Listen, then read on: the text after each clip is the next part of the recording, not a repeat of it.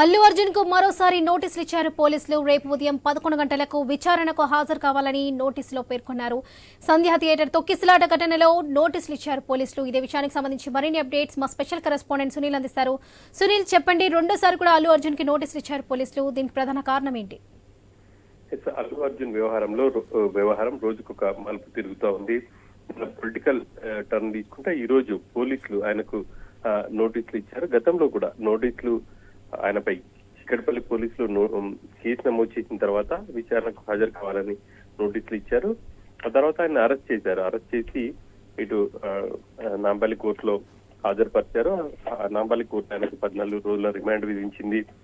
ఆ తర్వాత హైకోర్టులో అర్జెంట్ మోషన్ పిటిషన్ దాఖలు చేసి వాదనలు వినిపించారు. హైకోర్టు అల్లు అర్జున్ కు ఉపశమనం కలిగించిందని చెప్పాలి. ఆయనకు తాత్కాలిక బెయిల్ మంజూరు చేసింది. ఇంకా అప్పటికే ఆయన్ని జైలుకు తరలించడంతో ఆ తెల్లారి ఆయన రిలీజ్ అయినటువంటి సిచ్యువేషన్ ఉంది. ఇక ఒకవైపు ఈ వివాదం కొనసాగుతుండగానే మరోవైపు అల్లు అర్జున్ ని మరోసారి విచారించాలని చెప్పేసి చిక్కడపల్లి పోలీసులు ఆయనకు నోటీసులు ఇచ్చారు.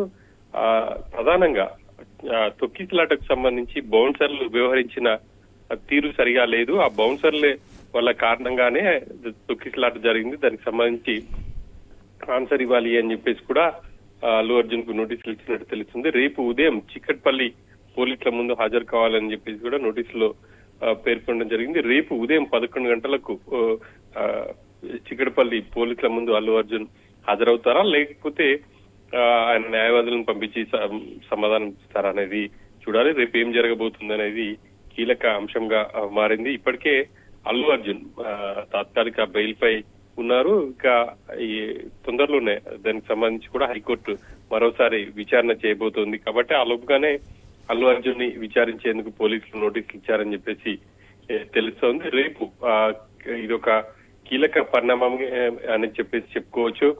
ప్రధానంగా ఆ రోజు సంధ్యా థియేటర్ లో జరిగినటువంటి ఘటనకు సంబంధించి హైదరాబాద్ సిటీ పూర్తి స్థాయిలో సీసీ ఫుటేజ్ ను కూడా రిలీజ్ చేశారు. ఇక ఆ సీసీ ఫుటేజ్ కంటే ముందు అల్లు అర్జున్ ఏం మాట్లాడాడు అనేది కూడా చూశాం.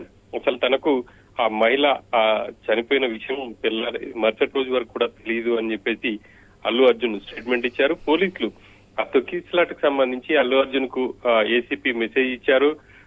కానీ మేనేజర్ చెప్పారు. మేనేజర్ తాను అల్లు అర్జున్ కి చెప్తానని చెప్పారు. కానీ అల్లు అర్జున్ ఎంతకీ సినిమా నుంచి బయటికి రాకపోవడంతో డీసీపీ స్వయంగా వెళ్లి అల్లు అర్జున్ కు సమాచారం ఇచ్చింది. ఖచ్చితంగా మీరు సినిమా థియేటర్ నుంచి ఇంటికి వెళ్ళాలి అని చెప్పేసి ఆదేశాలు ఇవ్వడం, బలవంతంగా పోలీసులు అల్లు అర్జున్ ని అక్కడి నుంచి పంపించారనేది ఆ సీసీ ఫుటేజ్ లో స్పష్టంగా ఉంది. కానీ అల్లు అర్జున్ మాత్రం తనకు పోలీసులు సమాచారం ఇవ్వలేదు అని చెప్పేసి ఒక స్టేట్మెంట్ ఇచ్చారు.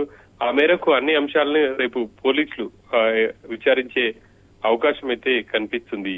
Varalakshmi. Right Sunil, thank you.